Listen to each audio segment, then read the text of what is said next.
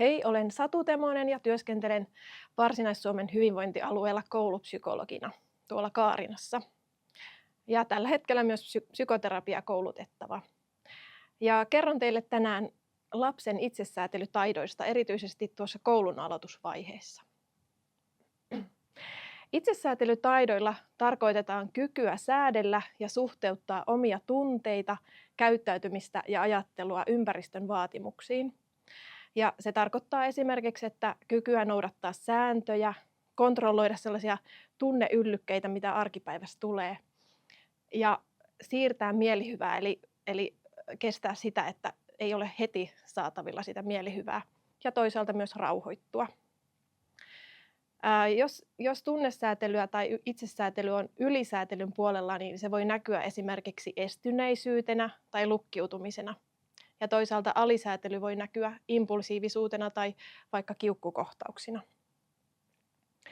Itsesäätelytaidot on edellytys myös toiminnanohjauksen ja tarkkaavuuden taitojen kehittymiselle. Ja nämä itsesäätelytaidot kehittyy lapsuudessa ja nuoruudessa, mutta toisaalta niitä harjoitellaan koko elämän ajan. Ja tärkeää tässä on se, että pystyy semmoisia välittömiä impulsseja hallitsemaan ja sietämään. Toisaalta itsesäätely kehittyy biologisesti ihan semmoisen kypsymisen kautta, ja siinä on myös jonkin verran perinnöllisiä eroja ihmisten välillä. Mutta toisaalta se on myös taito, jota voi harjoitella ja joka kehittyy vuorovaikutuksessa. Aikuiset on oman kehityksensä myötä parempia itsesäätelytaidoissa kuin lapset, ihan aivojenkin kehityksen puolesta. Itsesäätely kehittyy vähän niin kuin vaiheittain ja asteittain vaiheesta toiseen, ja sitä on vaikea kovin paljon nopeuttaa, vaan se tapahtuu pieninä askeleina. Ja toisaalta on hyvä muistaa, että lapselta ei oikeastaan voi vaatia enempää kuin mihin hän siinä omassa kehitysvaiheessaan kykenee. Ja tosiaan yksilöiden välillä on paljon eroja näissä itsesäätelytaidoissa, ja esimerkiksi ekaluokkaa aloittelevilla lapsilla voi olla hyvin paljon eroja siinä, kuinka hyvin he pystyvät säätelemään tunteita ja toisaalta sitä tarkkaavuutta. Ja olisikin hyvä, että tavoitteet olisi aina siinä lapsen lähikehityksen vyöhykkeellä, jotta se oppiminen olisi motivoivaa ja optimaalista. Ja on huomattu, että lapset tekee mielellään niitä asioita, missä he on luonnostaan hyviä. Eli tarvitaan sellaista toisaalta houkuttelua vähän haastavampienkin asioiden pariin ja aikuisen ohjausta harjoittelemaan eri asioita. Ja lapsi haluaa aina onnistua. Ei ole aina kiinni siitä, että mitä hän haluaa tehdä, vaan siitä, että onko hänellä siihen sitä taitoa, mitä tarvitaan.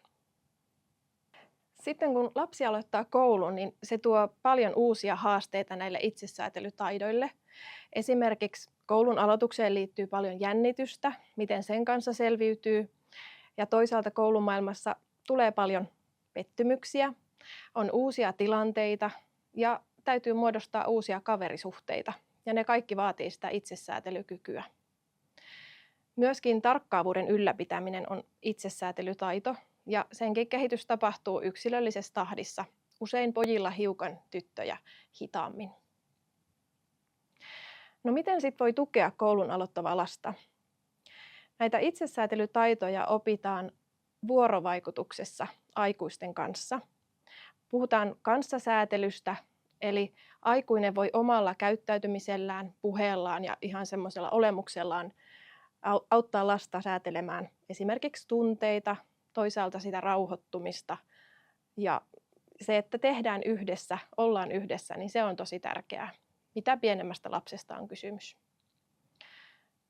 Ja on tärkeää ihan siellä arjessa keskustella koulun alkuun liittyvistä ajatuksista ja tunteista, ja se, että aikuinen osoittaa kiinnostusta sitä lapsen kokemusta kohtaan. Ja on hyvä välittää sellaista asennetta, että kaikki tunteet on sallittuja ja hyväksyttyjä. Ja siinäkään esimerkiksi sellainen vertailu on aivan turhaa, että esimerkiksi se, mitä lapsi kertoo, niin sen voi hyväksyä sellaisenaan ja luottaa siihen, että sen kanssakin selvitään. Koulureittiin tutustuminen luo semmoista ennustettavuutta ja tietää tietää mihin on lähdössä ja miten pääsee esimerkiksi risteyksistä, ja turvallisuuden tunne lisääntyy siihen koulun aloitukseen liittyen. Ja niin kuin sanottu, niin se oman lapsen kokemus on hyvä hyväksyä ihan sellaisenaan. Ja jokainen lapsi kehittyy oman aikataulunsa mukaan. Että se, mikä toiselle voi olla helppoa, voi toiselle olla vielä haastavaa. Koulussa on olennaista toki ne oppimistaidot, mutta myös ihan sosiaaliset taidot, eli sellaiset kaveritaidot.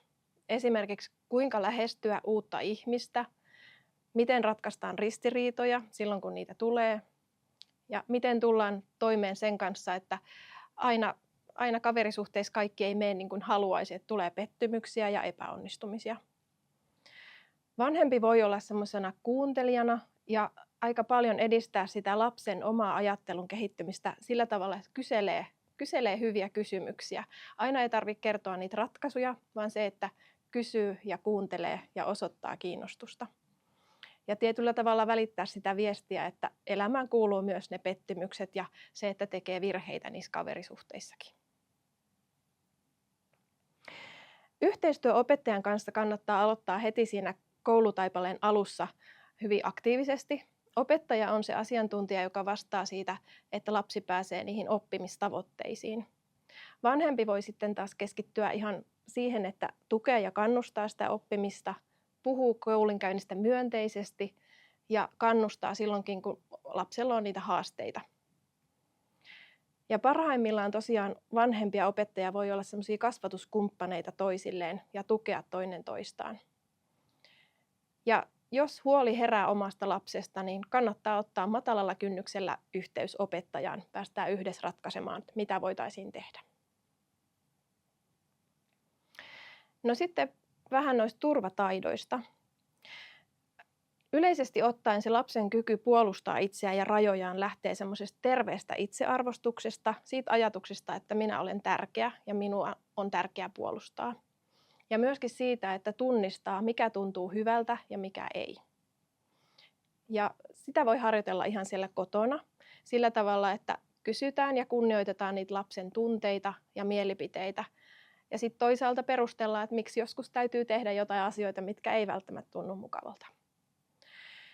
Ja turvataidoista tärkeimmät koulunsa aloittaville on kyky sanoa ei, eli kertoa se oma mielipide selkeästi ja lähteä pois silloin, kun tilanne ei tunnu mukavalta. Ja toisaalta se, että uskaltaa ja kykenee kertomaan aikuisille, jos on tapahtunut jotain ikävää. Ja tässä se, että on semmoinen turvallinen suhde siihen omaan vanhempaan ja toisaalta opettajaan, niin edistää sitä, että kun tapahtuu jotain hankaliakin tilanteita, että niistä kertoo vanhemmalle. Sitten muutama sana tämmöisestä käsitteestä kuin psykologinen turvallisuus. Se on tärkeä asia siinä lapsen oppimisessa ja koulussa pärjäämisessä. Ja se tarkoittaa kokemusta siitä, että voi olla turvallisesti oma itsensä, kertoa omat ajatuksensa ja kokemuksensa ja tulla hyväksytyksi sellaisena kuin on, ilman pelkoa mistään negatiivisista seurauksista tai rangaistuksista tai syrjinnästä. Ja tämä psykologinen turvallisuus vaikuttaa myös siihen kykyyn keskittyä ja jopa oppimiseen. Ja miten sitten aikuiset voi sitä edistää, niin turvallisuuden tunnetta voi edistää mallintamalla omassa käytöksessään erilaisuuden hyväksymistä, kunnioittavaa puhetapaa ja semmoista arvostavaa kuuntelemista. Toisaalta osoittaa empatiaa ja osallistaa kaikkia esimerkiksi oppilaita luokassa tasapuolisesti. Tutkimuksissa psykologisen turvallisuuden on todettu edistävän koulumotivaatiota ja sitoutumista koulunkäyntiin, parantavan yhteistyötä, toisaalta lisäävän luovuutta esimerkiksi sillä tavalla, että uskalletaan esittää uusia ideoita ja ajatuksia, ja toisaalta vähentävän stressiä ja ahdistusta. Ja se, että sitä psykologista turvallisuutta saadaan kehitettyä kouluissa, niin vaatii sitä tietoisia tekoja ja osoituksia siitä, miten esimerkiksi aikuinen osallistaa oppilaita ja kunnioittaa kaikkien mielipiteitä. Miten tätä psykologista turvallisuutta voisi sitten edistää ja rakentaa siellä kotioloissa? Esimerkiksi niin, että osoittaa lapselle hyväksyntää juuri sellaisena kuin hän on ja välttää vertailua muihin samanikäisiin tai luokkakavereihin. Ja tärkeää on myös se, että on kiinnostunut lapsen kokemuksista ja tunteista, on läsnä ja osoittaa empatiaa silloin, kun siihen on oikeanlainen hetki.